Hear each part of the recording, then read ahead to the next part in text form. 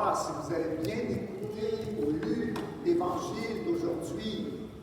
Selon vous, quelle est l'action la plus importante que Jésus va faire dans ce passage de l'Écriture, ce passage de l'Évangile aujourd'hui? Est-ce que vous pouvez... Bon, c'est très bien, Margot, vous avez bien écouté. Il envoie ses disciples pour la première fois en mission. Et quel est le message que le Seigneur leur donne, mission de propager, de proclamer à tout le monde?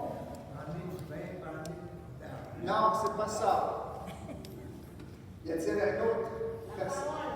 La parole. Mais quelle est cette parole que Jésus veut qu'il proclame? C'est dit dans l'Évangile. Ils partirent et proclamèrent. Comment?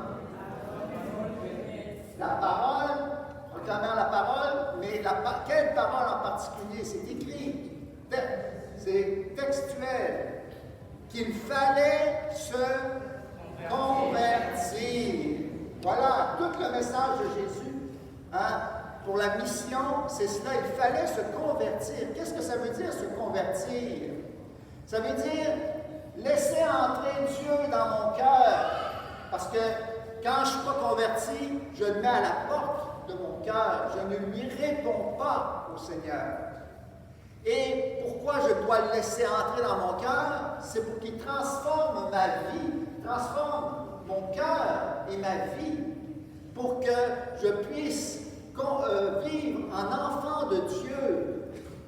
Et un enfant de Dieu, bien, ça considère Dieu non pas comme une force, mais comme son papa. Que je puisse vraiment reconnaître Dieu comme mon papa, comme Jésus. Et reconnaître les autres qui sont avec moi comme des frères et des sœurs, parce que nous avons un seul Père. Et ensemble, nous formons la famille de Dieu, la communauté chrétienne. C'est ça que la conversion nous amène à faire. Et on voit que tout le monde doit faire ça, en commençant par les apôtres et les prophètes. On le voit dans la première lecture, le prophète Amos, eh bien, va être saisi, hein, alors qu'il gardait son troupeau de bœufs. Hein, il était bouvier. Hein.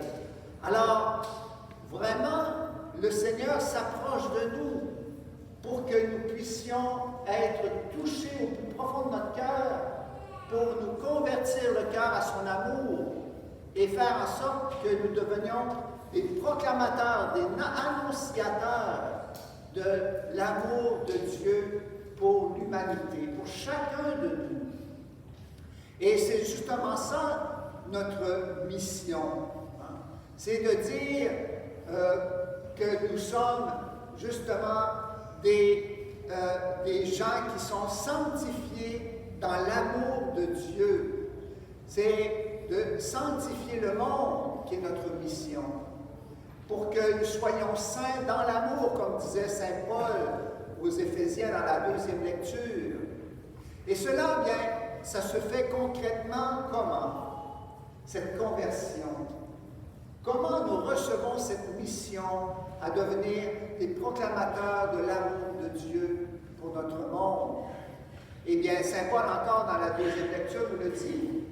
C'est en écoutant la parole de vérité de l'Évangile, l'écouter pas seulement avec nos oreilles, mais surtout avec notre cœur, pour que cette parole d'amour, on y croit l'amour de Dieu pour nous. Et c'est là que se réalise la transformation. Quand j'y crois vraiment que je suis aimé de Dieu, alors je peux recevoir la marque de l'Esprit, l'Esprit Saint, l'Esprit d'amour de Dieu, qui me transforme à travers le baptême. Hein, la marque de l'Esprit Saint dont parle saint Paul, c'est justement ce baptême que nous avons reçu étant petits, mais qu'il faut renouveler dans notre cœur, dans notre vie, pour qu'elle soit active, cette grâce du baptême. Et si on veut aller justement à écouter cette invitation, cet appel que Jésus fait aux apôtres d'aller porter la bonne nouvelle, d'aller inviter les gens à la conversion du cœur, eh bien, je crois qu'il y a des choses qui sont un peu difficiles à comprendre, pour moi personnellement. Comment comprendre que Jésus va envoyer ses apôtres 2 à 2? Bien, moi je me suis posé la question et j'ai pensé que Jésus ne veut pas qu'on soit des one-man shows, des individualistes. Notre monde est assez individualiste comme ça. Dans l'Église, eh bien, nous devons faire la mission de l'amour, que nous soyons saints dans l'amour, ensemble, au moins 2 personnes, c'est le minimum, pour annoncer l'amour de Dieu, pas seulement en parole, par des beaux discours, mais surtout par nos actions. Les apôtres étaient à 2 pour montrer visiblement, concrètement, l'amour qui inspire la fraternité entre nous, le respect mutuel, la charité qui fait que j'essaie d'aider mon collègue, mon ami, mon frère dans ses difficultés, que lui m'aide aussi par son exemple, par son soutien même physique. C'est ça que les gens ont besoin de voir. Parce que entendre, c'est bien, mais voir, c'est mieux. Voir l'amour à l'œuvre dans le cœur de ceux qui annoncent la bonne nouvelle de l'amour de Dieu. Et puis, Jésus va dire aussi des choses un peu difficiles à comprendre pour nous au 20e siècle.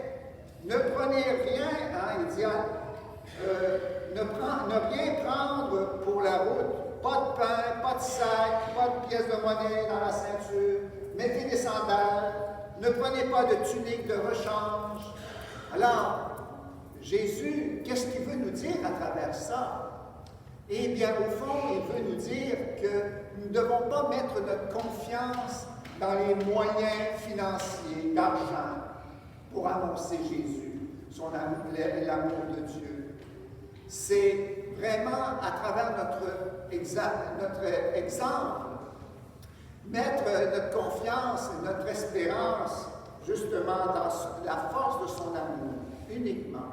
Plus nous serons dépourvus de moyens matériels, plus les gens vont comprendre que la mission ne vient pas de moi, mais vient de plus haut, vient du Seigneur.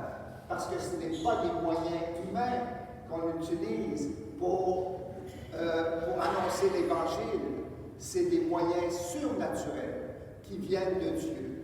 C'est vraiment le don de nous-mêmes dans l'amour gratuit et inconditionnel qui va parler au cœur des gens et qui va faire qu'ils se convertissent. Et puis, dernière chose, dernière question que je me posais, Jésus nous dit, si dans une localité on refuse de vous accueillir et de vous écouter, partez et secouez la poussière de vos pieds. Ce sera pour eux un témoignage. Ici, Jésus fait référence à l'évangile de dimanche dernier, si vous vous rappelez. Quand les gens de Nazareth, son village, où il avait vécu son enfance, eh bien, n'ont pas cru en Jésus.